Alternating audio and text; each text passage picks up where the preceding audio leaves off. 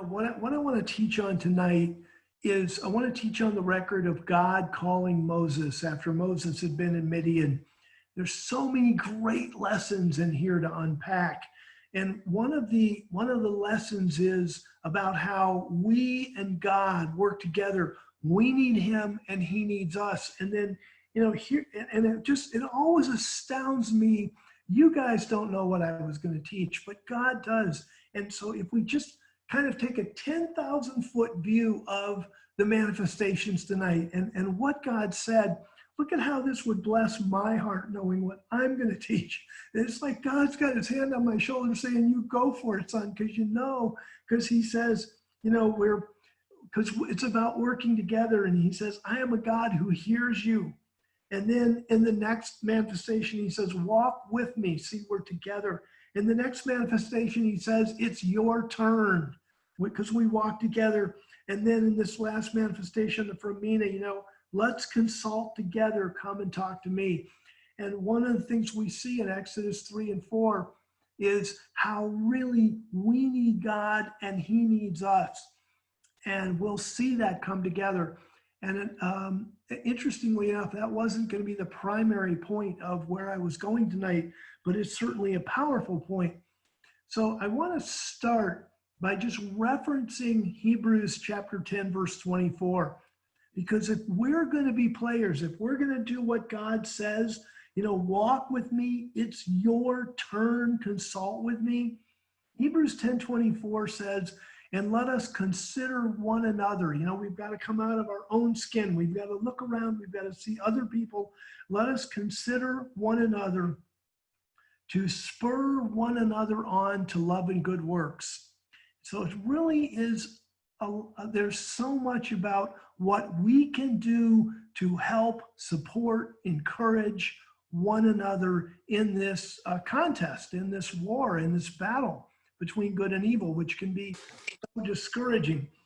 And so having said that we're going to consider one another and that we're team players with God, I'd like to go to Genesis. I'd like to go to Exodus chapter 3. Now, what's the situation as we open Exodus chapter 3? Here's Moses. He's raised in complete opulence. He's raised in the palace of Pharaoh. He is, got all of the fabulous fun, music, power, prestige of a prince of Egypt. And he does that for 40 years.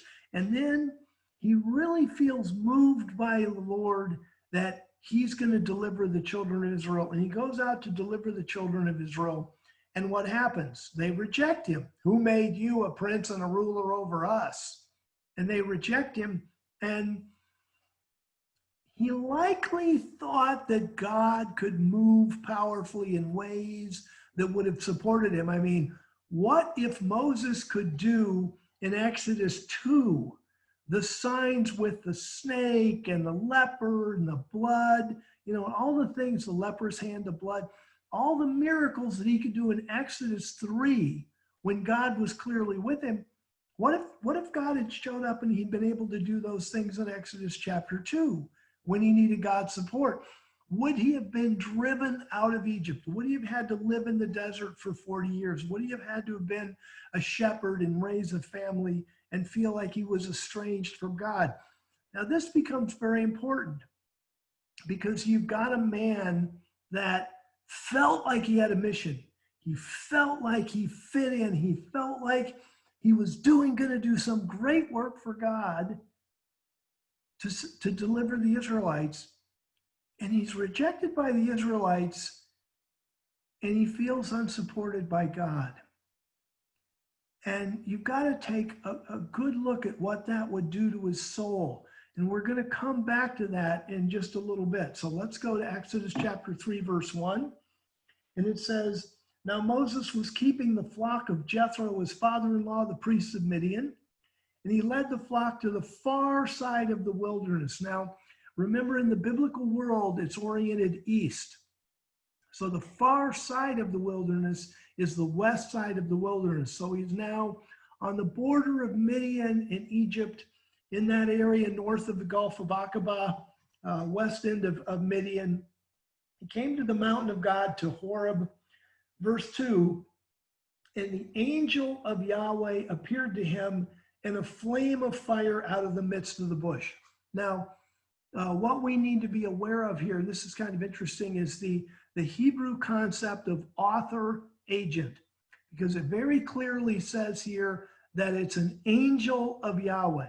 It's an angel of Yahweh, but the angel is going to speak and act in Yahweh's name. And so the record's going to go back and forth between the angel and Yahweh, but Moses is dealing directly with an angel. Now, at some point, Yahweh's voice may take over, but there's no way to tell that in the Hebrew text because of the author-agent relationship, that when the angel is moving by revelation at the command of Yahweh, the angel can be called Yahweh. That's like your whole author-agent Semitic way of dealing with life. So the angel of Yahweh appears in this flame of fire, and he, Moses, looked, and behold, the bush burned with fire, but the bush was not consumed. And it's important to pay attention to the fact that that's what caught Moses' attention, that the bush burned, but it wasn't consumed. And if you're out there in the wilderness, there just isn't that much firewood.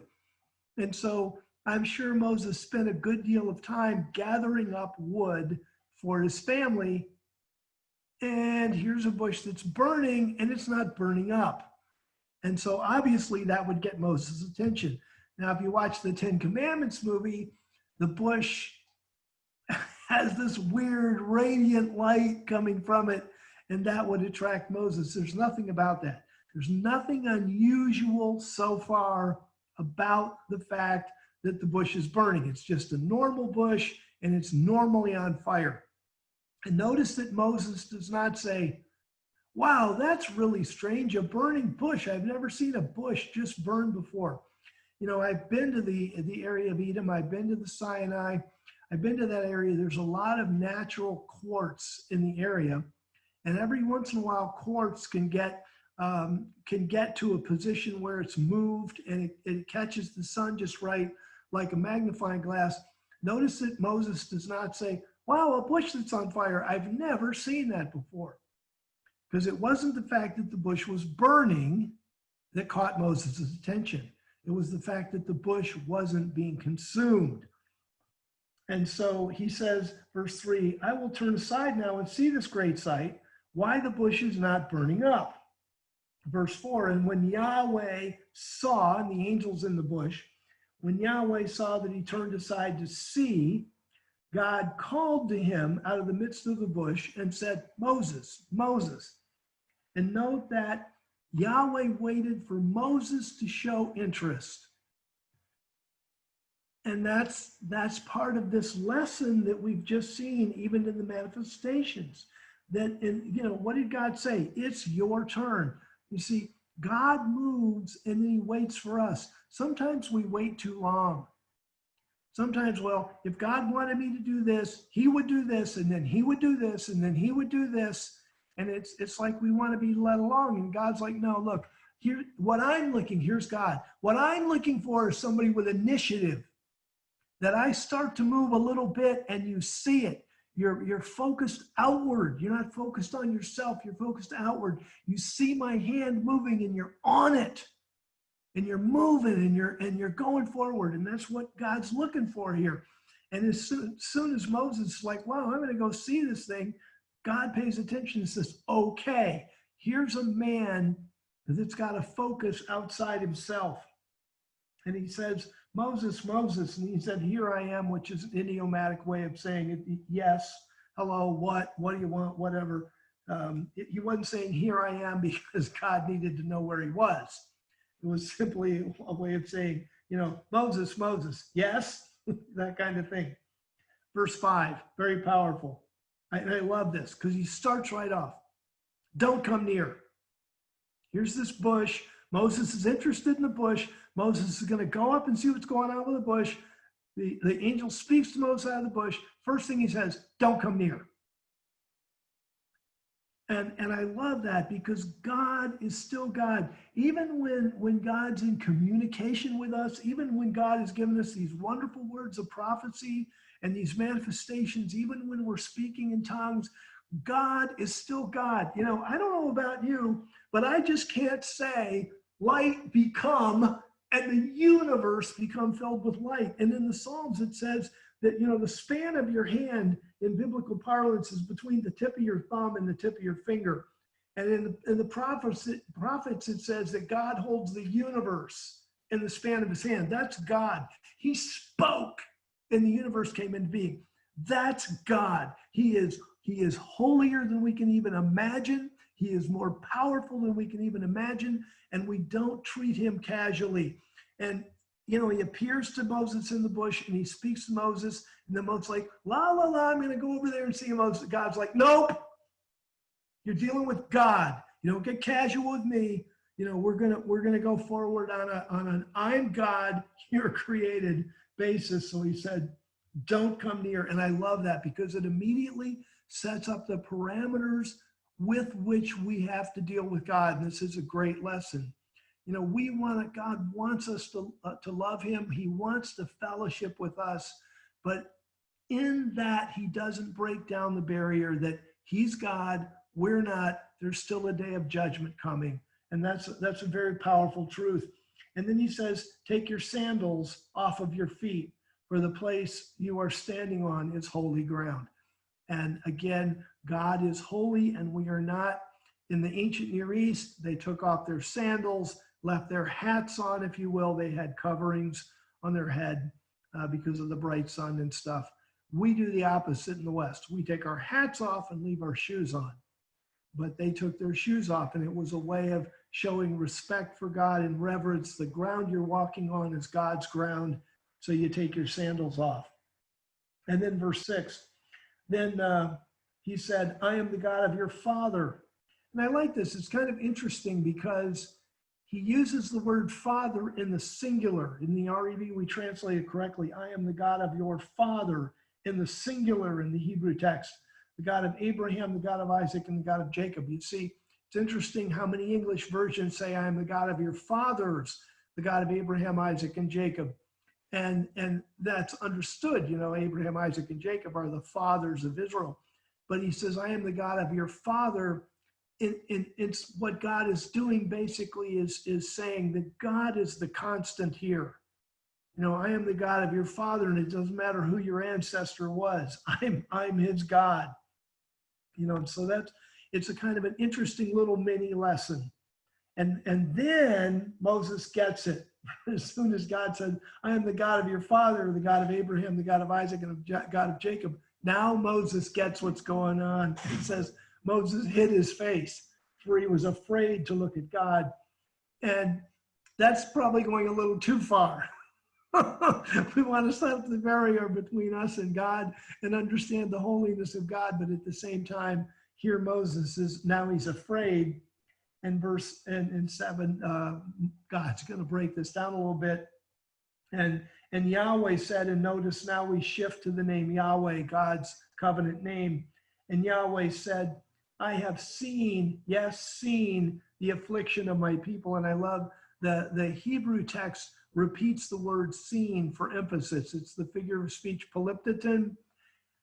Could be translated something like this, and seeing I have seen, something along that line, if you were going to translate the Hebrew a little more literally. But basically you take the word seen and you repeat it, seen, in different aspects of the verb. And so that's what he says, I have seen, yes, seen the affliction of my people. And the effect of the polyptoton is, I've really seen it. I haven't just kind of casually noted it. I didn't just kind of scribble it down in a notepad. I have paid attention to the affliction. And notice what he says here. Now, the Israelites, there was Abraham, Isaac, Jacob. Jacob had 12 sons. They became tribes down in Israel as they expanded into their 12 various little tribal things. And notice here how God calls them my people. Now, this is before they made the covenant at Sinai.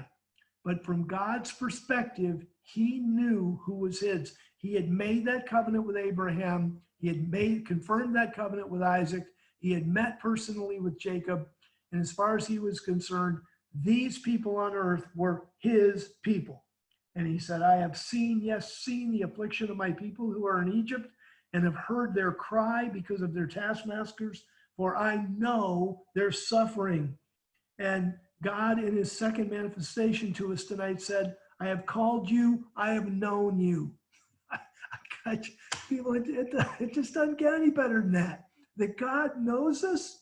You know, sometimes life it's just so daily, and it's so kind of drudgery, and there's so many problems, and there's so many things that come up that we just kind of get out of touch with the fact that God knows me. God, who spoke the universe into being, who really, I mean, it's like, really, come on, me, yeah. Like what can I contribute here? You know, but God knows us, and it's just astounding. You know, for I know their suffering. Verse 8, and I've come down to deliver them out of the hand of the Egyptians, and to bring them up out of that land to a good and spacious land. And I love that, a spacious land. I'm thinking the United States is a spacious land, you know, 3,000 miles across and stuff. Israel's like 80 miles across. It's not what I would consider a spacious land. But if you think about Egypt and the Nile River, you know, there was Egypt, and it's pretty big, but it's all desert. It's like, if you like sand, go to Egypt. You know, and then there's this little strip that's about 3 miles wide, and that's where the Nile River goes, and that's what gets watered. And so from the standpoint of the Egyptians, you know, they got this little 3 mile strip, and God says, well, I'm going to bring you to a spacious land. It's going to be 80 whole miles, something like that, you know, to a land flowing with milk and honey, to the place of the Canaanite, the Hittite, the Amorite, the Perizzite, the Hivite, and the Jebusite. And I'd like to talk about this for a second. I don't want to wax eloquent on this because I could, and I think it's a very important point.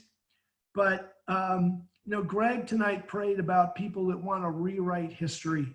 And they're people that don't think the way God thinks. Let me ask you a question.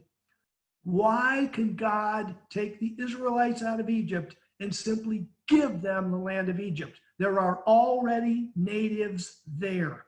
This verse lists six tribes. There are verses like Deuteronomy 7:1 that lists 7 tribes. But here it talks about the Canaanites and the Hittites and the Hivites and the Amorites, the Jebusite, those guys, Perizzites.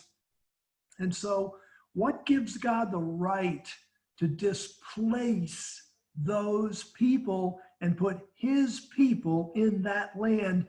And a liberal thinker, somebody, see, we go to the word and we read the word and we study the word and we learn to think like God. Because I'll tell you what, God's the creator of this whole place. God's the creator of our life. God's creator of the air we breathe. You can decide you're going to think not like God, but you're playing on the wrong team.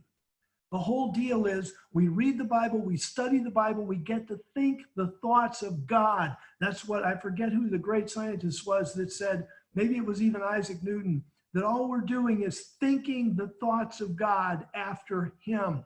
And if we read the Bible, that's exactly what we're doing. Yeah, there were native people that lived in the land of Canaan.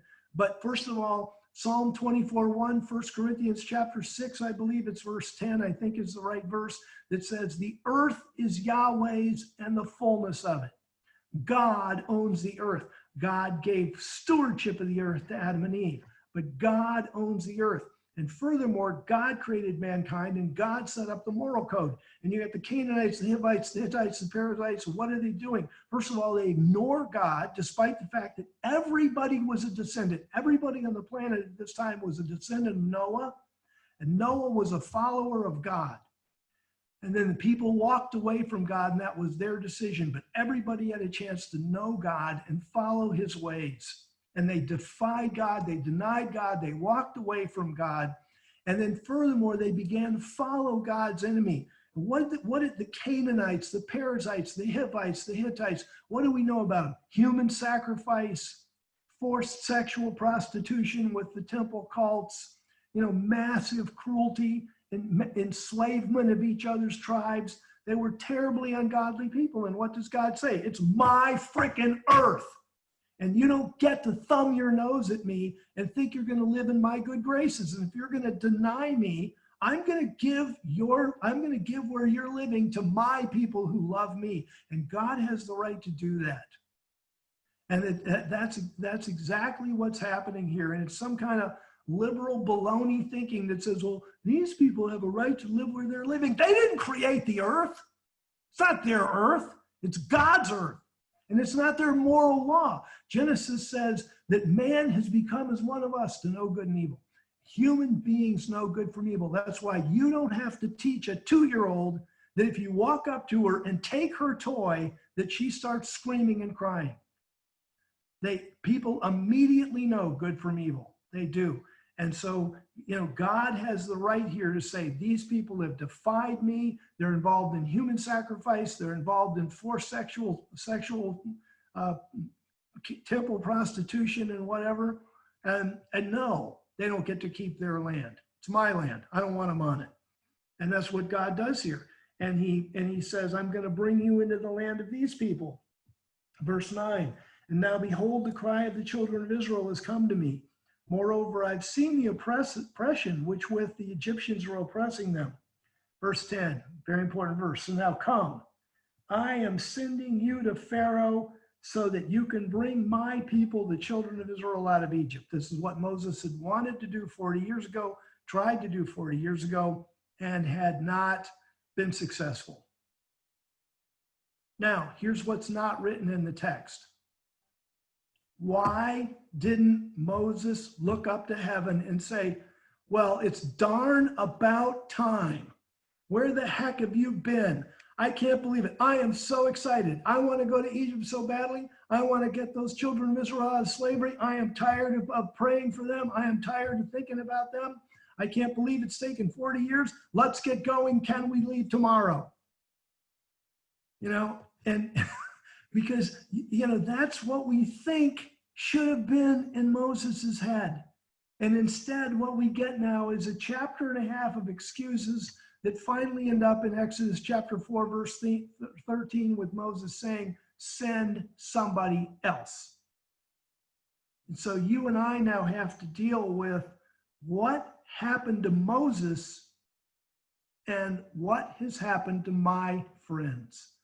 Because statistically, and Dan Gallagher did a lot of work on this when he was with SDF, that statistically, if somebody is really involved in a church or a ministry, and that church or ministry goes through a very painful church split, that there's a pretty large percentage of people that just don't ever want to get involved again. They're just done. They're like, I'm out, I'm done, I'm not interested.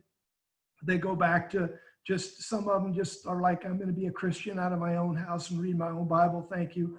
Others of them give up on God.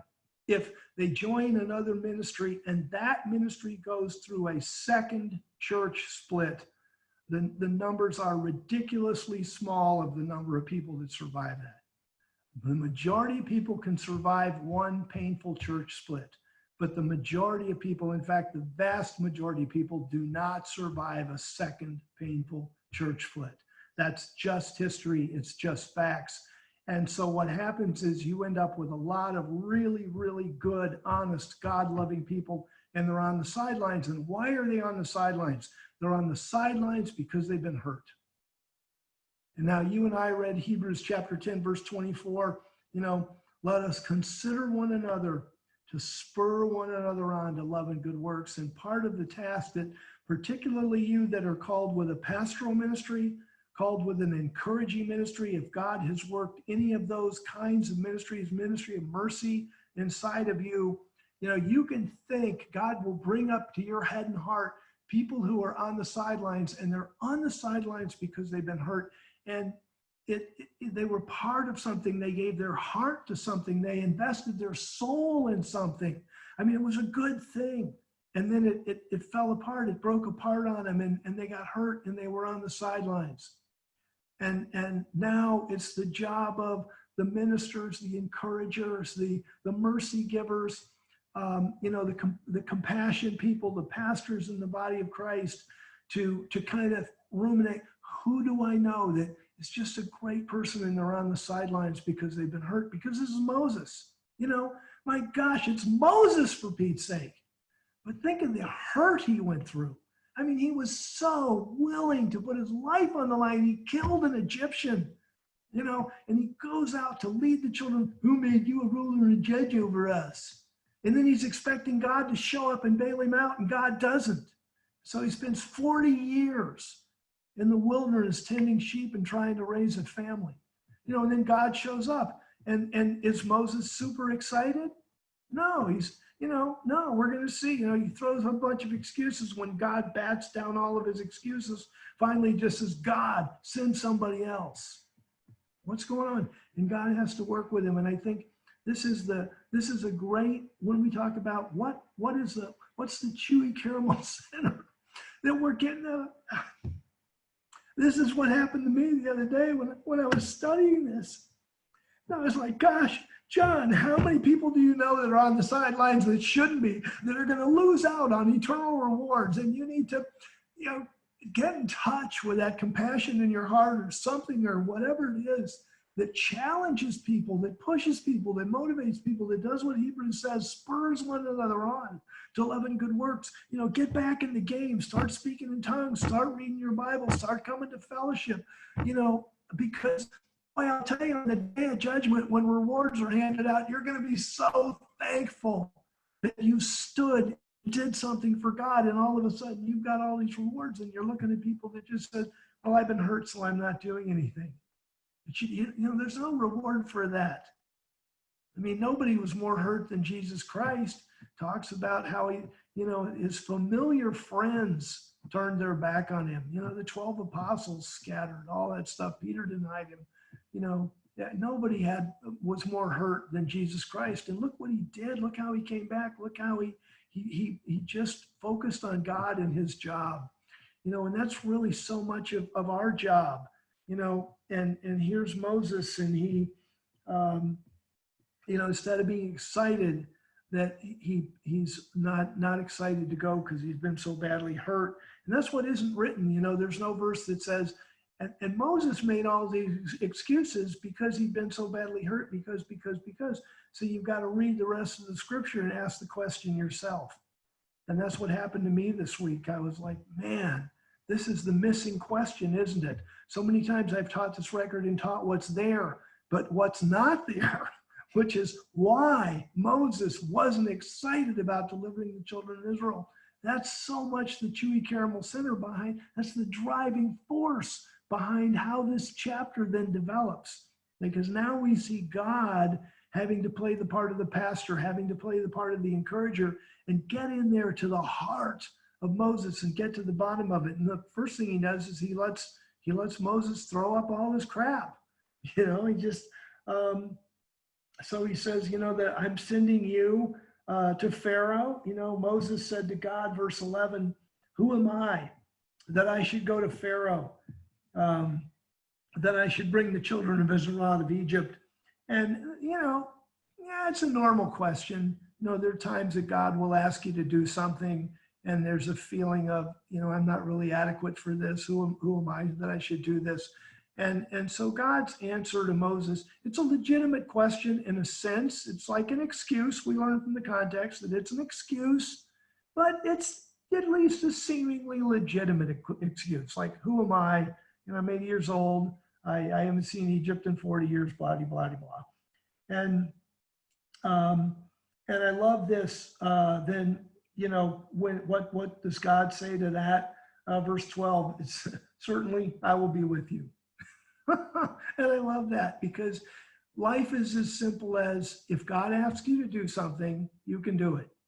Because God won't ask you to do something, he's not going to be there and help you out. So he just says, look, I'll be with you. And this will be the sign for you that it is I who have sent you.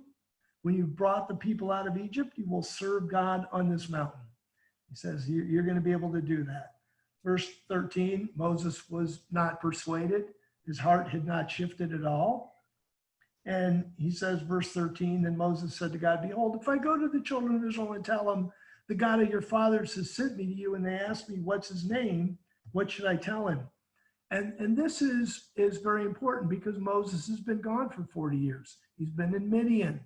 Maybe he's picked up other gods. Maybe he'll say, well, Chemosh or Baal or some other god. The children of Israel knew that Yahweh had been the God of Abraham, the God of Isaac, and the God of Jacob. So the guy who's going to show up and tell them that he's going to help, that this God is going to help them leave Egypt, that person better represent God, Yahweh. And so Moses says, okay, so, who do I tell him that is, sent me? What's his name?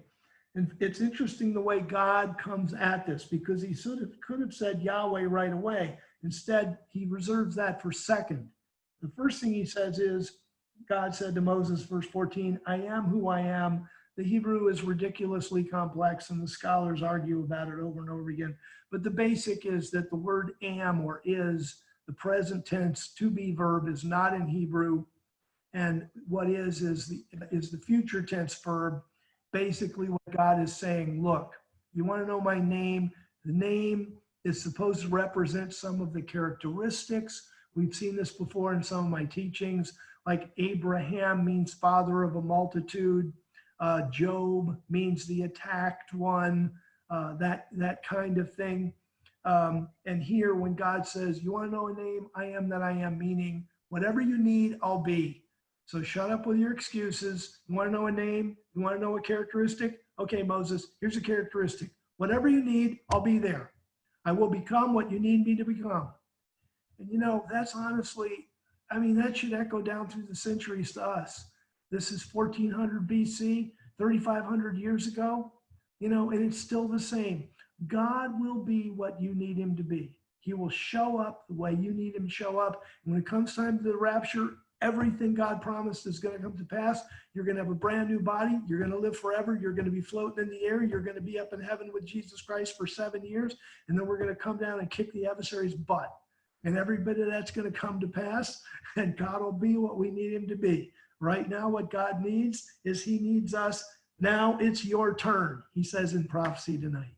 Now it's your turn. He needs us to step up to the plate, take the Holy Spirit that he's given us, and show up on the face of the earth as God's powerful lights in the world, manifesting the power of God, boldly speaking up for the God who's sponsored us, if you will.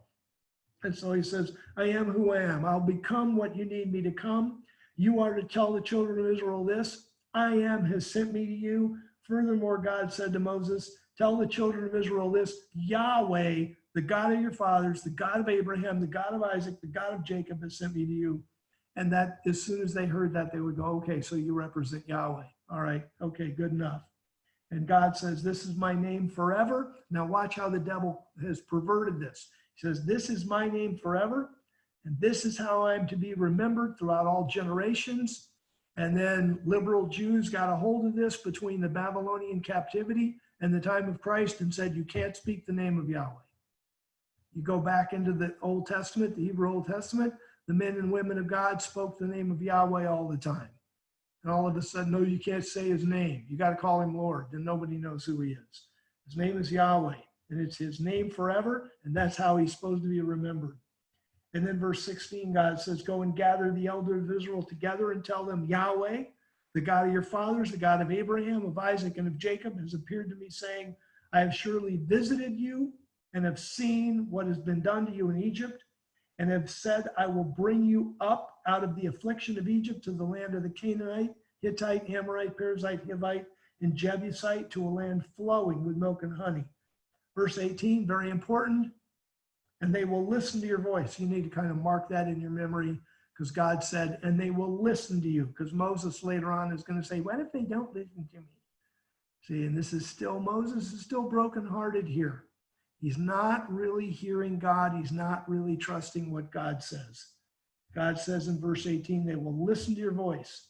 And you are to go, you and the elders of Israel, to the king of Egypt, and you are to tell him, Yahweh, the God of the Hebrews, has met with us. Now please let us go 3 days' journey into the wilderness, so that we may sacrifice to Yahweh our God. In verse 19, kind of interesting.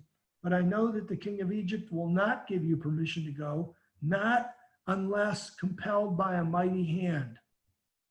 And there's more to this that's in the commentary, but I don't want to take the time to deal with it. But basically, God and, the 10 plagues, God didn't tell Moses there were going to be 10 plagues, but God did tell Moses it was going to be a process. He weren't just going to go and confront Pharaoh and say, let the children of Israel go. And Pharaoh said, oh, I think that's a great idea.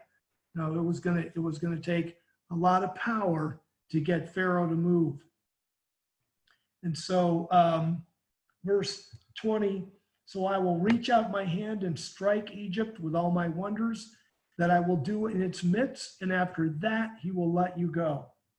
Verse 21, and I will give this people favor in the eyes of the Egyptians, and that happened in the course of the 10 plagues. And it will come to pass that when you go, you will not go empty-handed. Verse 22, but every woman is to ask her neighbor, and any woman who is staying in her house, for jewels of silver, jewels of gold, and clothing, and you will put them on your sons and your daughters, and you will plunder the Egyptians. And that's how some of the wealth of Egypt was going to go with Pharaoh and, with the Israelites out of Egypt. So now we go to Exodus 4. Now remember, in verse 18 of Exodus 3, God said they will listen to you. In chapter 4, verse 1, then Moses answered, but behold, they will not believe me or listen to my voice. So, and I think there's a really interesting mini lesson here, because I think it's less that Moses didn't believe God. In verse 18, when God said they will listen to your voice, Moses said they won't believe me. I think it's less that Moses doubted God, is that he simply didn't hear God. He was so hurt. He was so shut down. His heart had been so badly broken. And you can imagine, he spent 40 years in the wilderness. Tending sheep, how many times do you think he went over and I killed the Egyptian and I hit him in the stand and the Jews were around and then they reject, and what did I do wrong and what could I have done different? Moses probably replayed that scene 1,000 times in his head, and his heart was just crushed and it was broken. And so God says, look, I'm sending you and they will listen to you. Moses is so heartbroken he doesn't even hear it. What's a mini lesson in that for you and me? See, if you and I think that, like, if I made a list of people that I knew that used to be really fired up for the things of God, and now they haven't done anything in a while, and I'm going to call them up, and I'm going to be calling up and say, hey, you ought to be doing something for God. They go, you're right, great idea, and then all of a sudden they shift. There's going to be it's a concerted effort. I made a whole list of P's. It's going to take prayer. It's going to take patience. It's going to take persistence. There's a lot of P's in there to get somebody to shift and change if they've been sitting on the sideline for a while. Definitely prayer, definitely patience, definitely persistence, and having a vision of what they can be. And also, you're not doing it for you to get a merit badge or something. You're doing it because you love them and you want to see the best for them on the day of judgment. And that's got to be really clear in your heart.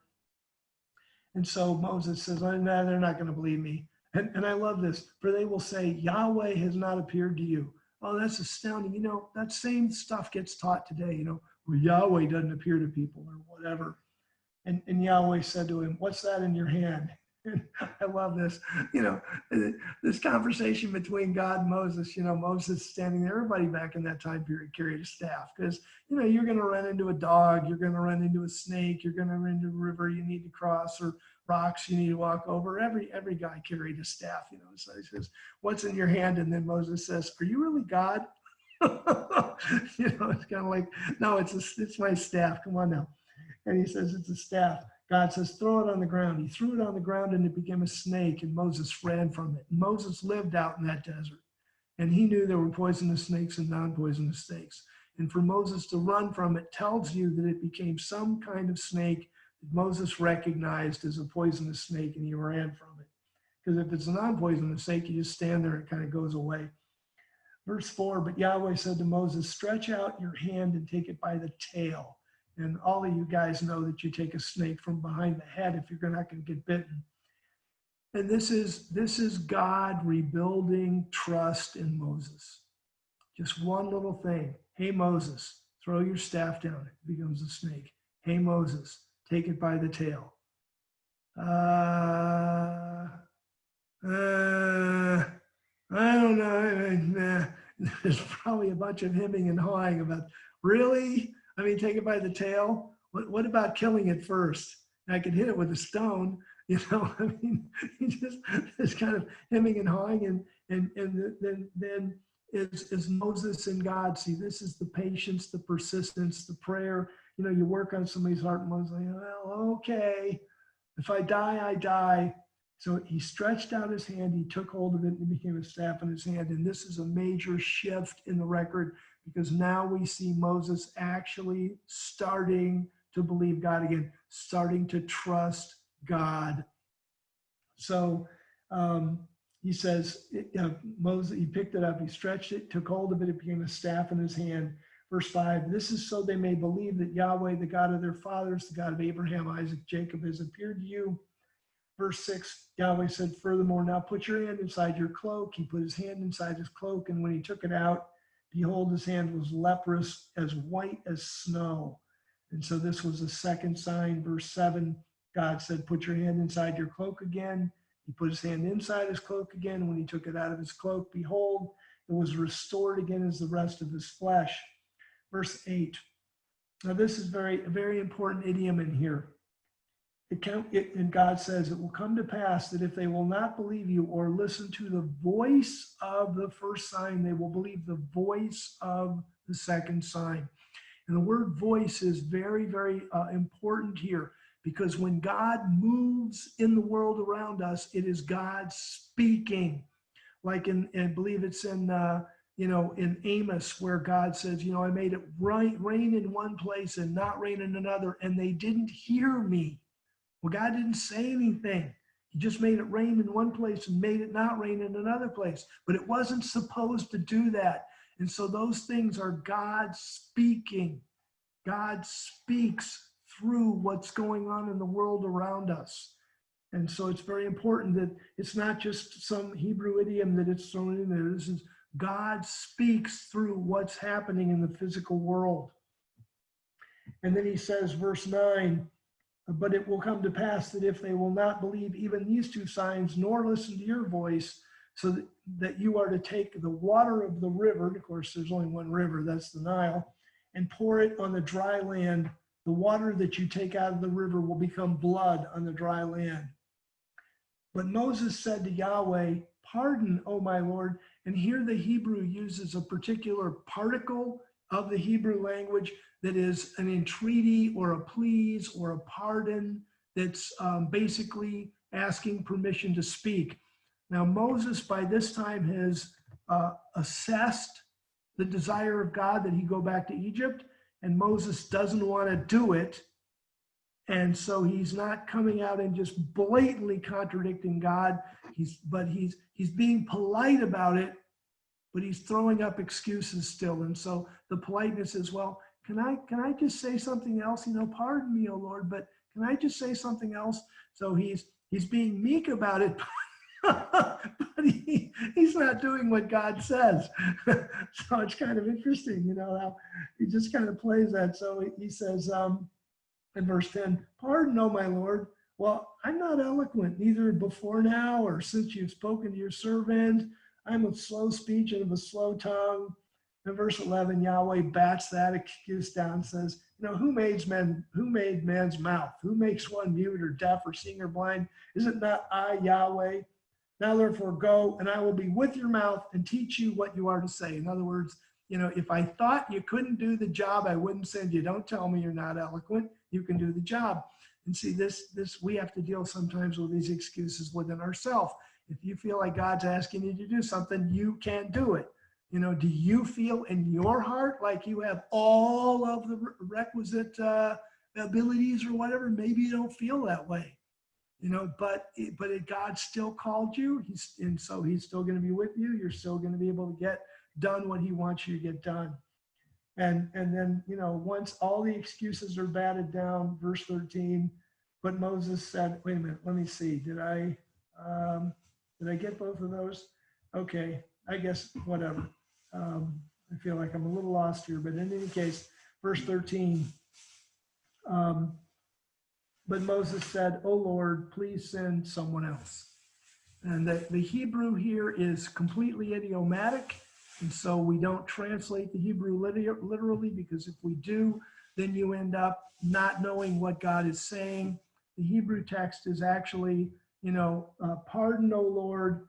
But yeah, that's what happened. The word pardon disappeared here. I don't exactly know how that happened, but I can check that out. But he said, pardon, oh my Lord, please send someone else. So the word pardon is repeated here. I don't know how it slipped out of the text. Sorry about that. I'll get it stuck back in. But here, the Hebrew text reads, pardon, oh my Lord, but please send by the hand of him whom you will send. Which is like, what? Please send by the hand of him whom you will send. And it doesn't make good sense in English, and it's an idiom. And so we simply translate the idiom into English, which is, oh Lord, please send somebody else. And this now, we've gotten through all the excuses. We're down to, what Moses really is feeling, which is, I don't want to go. And in verse 14, I like this. Now, God can do this. You and I can't do it like in the way God did. But and the anger of Yahweh was kindled against Moses. And so God just got really upset with Moses, is what happened. And then when God got upset with Moses and said, look, it's not Aaron, your brother, the Levite. I know he can speak well. And then I like this. Also, behold, he's coming out to meet you. So God had already told Aaron to go be with Moses. And of course, God knew that. Aaron had to have been traveling for some number of days, at least by that time. And so he's coming out to meet you. And so as a result, and you guys know the record, as a result, Aaron comes meet with Moses. And then by the end of chapter 4, Moses begins to go back to Egypt. But I love the record, and I love the fact that that God really has to work with people who are heartbroken, because if you go through a really, really painful situation, the natural human reaction is to go sit on the sidelines and say, I'm never doing that again. And I've met with so many different people through the years that say, yeah, I was in that ministry and there was a big breakup, and I just made up my mind, I'm never going to join another ministry. I'm never going to get in that situation again. And see, that's all about self-protection, and it's not about God. Where do you want me to go? What do you want me to do? And then we're back to Hebrews 10:24. Let's consider one another to spur one another on to love and good works, because we so want everyone to do well at the judgment seat. We want everybody to have lots of rewards. And if we sit down and make a list of people that we might be able to talk to, might be able to help, might be able to bless, and again, back to our P's, it's going to take patience. It's going to take persistence. It's going to take prayer. It's not going to happen naturally, but and some people it won't work. And then other people could get genuinely blessed. So that's what I wanted to share tonight. Thank you so much for your attention. And the floor is wide open for all kinds of discussion or whatever you guys want to do.